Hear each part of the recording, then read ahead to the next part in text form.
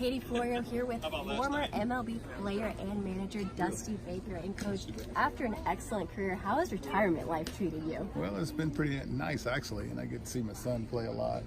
And I've gotten to see like different universities, different minor league stadiums, because I still do some work with the Giants.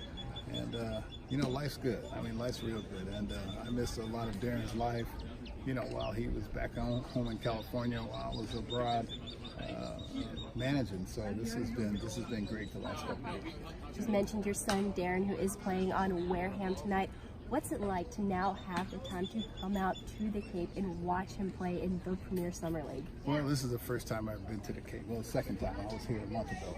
And so, third time. Then I came once last year for about 4 or 5 days, and it's been great. I mean, the Cape is awesome.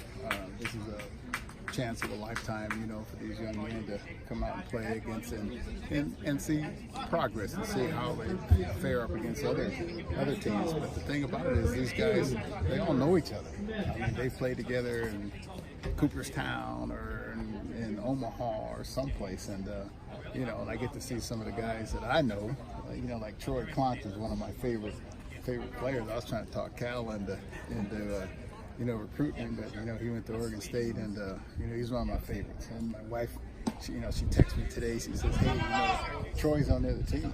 So I was sitting up there in the top, and Troy came up to see me, and boy, he's a man now, because I remember he was always a strong kind of kid, but now he's a man.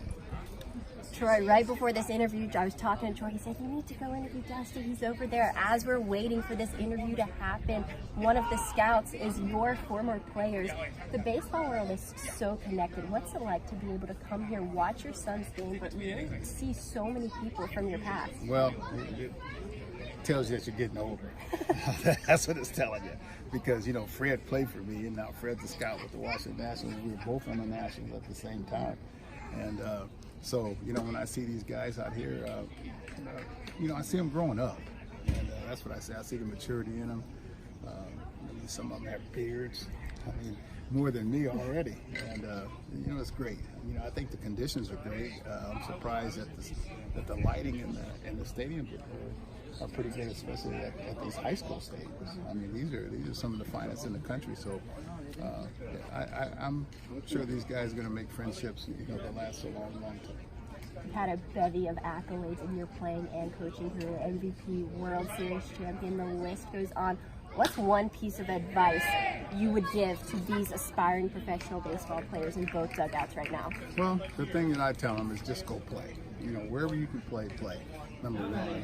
And, you know, try to be as relaxed as possible.